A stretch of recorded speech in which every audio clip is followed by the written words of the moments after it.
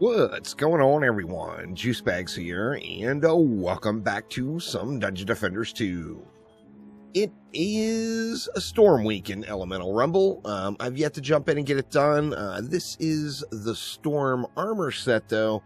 It is the hybrid set. Now, with that in mind, it being a hybrid set with ability power and hero damage, you may look at it as if you can use it on whichever character you want, whether you're playing a hero damage build or you're playing an ability power build. However, as we already know, most hybrid builds are just not fantastic. So you could use this set and gain more power over a non-set in either way, either using it for ability power or for hero damage. However, I don't feel like this week's set will be one of the premium sets to grind out. Let's take a look at the maps, though. We've got a lot of dungeon maps this week. We got Unholy Catacombs, Molten Citadel, and Embermount Volcano rears its ugly head once again. In addition to that, we've got the Forgotten Ruins, and we've got the Wildest West. Now, one of the benefits here, as far as grinding out this week's armor set, if you are interested, is even though the crafting material rewards are not fantastic, you do get a decent crafting material reward for many of the maps. So you're going to get the mod reroll tokens, of course, for the Wild West, or of course you would get clusters in the dungeons. Now, this particular one has got two obvious candidates for what is the best grind map this week. We've got Unholy Catacombs and Molten Citadel. Now, Unholy Catacombs has a couple of lanes that fight against each other, meaning that you would want to use one of the neutral 50% elements. Let's jump in and take a look at Molten Citadel, though, as I have not seen that map at all yet. All right, and here we are in the Molten Citadel. Now, without even looking at the lanes, one of the huge benefits of this map is you've got the long choke points leading right up to the core. With that in mind, you've also just got one core. I think this is going to be an ideal turtle build, without a doubt. And with the, the tight choke points here for the enemies to make it up, it's going to be ideal just to have a knockback build. So flat cannons may end up being your friend on this one. Just knocking enemies back down these slender lanes. Now let's take a look at the actual elements we get. All right, so we've got water and earth here. So nothing, well, the storm damage that would be ideal for the water lane is, game is really freezy today. The storm damage, so we got the same situation as Unholy Catacombs here. We've got two lanes that are fighting each other. The water lane wants storm damage. The earth lane wants fire damage.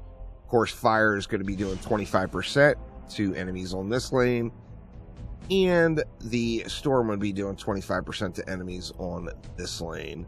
And then we've got another water lane down below. So this one, I feel like you'd want to use 50% element, either that or mix the elements and use one of each. But I feel like doing the 50% elements may be more beneficial. So you would get more overall damage output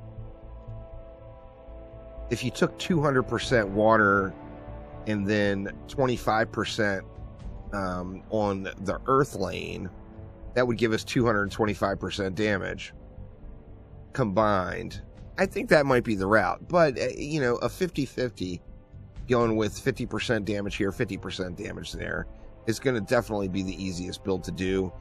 So you could just throw down anything. Like, for example, you could use water, or you could use earth and get this one done, or physical for that matter, or magic, and get this lane done pretty easily. Now over here we have, these lanes don't fight each other, which is nice, which means we could use earth damage to combat the fire enemies.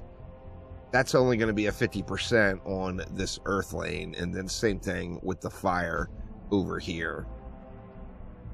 Taking a look here, we've got fire and water. Now, fire and water, you would assume, would be direct opposites, but they are not. Of course, water wants storm, fire wants earth. You can use either of those here, still get a 50% benefit on the other lane. And then we got earth down here as well, so a little earth mixing in. So, I mean, the storm lane here would only be doing 25% damage to that earth lane, so something to think about there. I do think that just doing a physical or magic build on this map and turtling it out will probably be the way. Get a little knockback in there with one core going. It'll be pretty easy to tower boost an entire stack. If you've got an alt or a friend, you know, you're going to just steamroll this with the, you know, the cross buffing from various heroes. But let me know down in the comments below, what is the grinder map for this week? As soon as I get these maps run, I will get the runs uploaded here to the channel. However, deep in the thralls of Path of Exile 2 at the moment, so have not gotten these maps done yet. But there is a look at the maps for this week. Like I said, let me know down in the comments, which one's the grind map, y'all? What is the map to grind out your storm set for this particular week? But that will do it for now. Thanks a ton for watching. Have a wonderful rest of your day, and I will see you soon.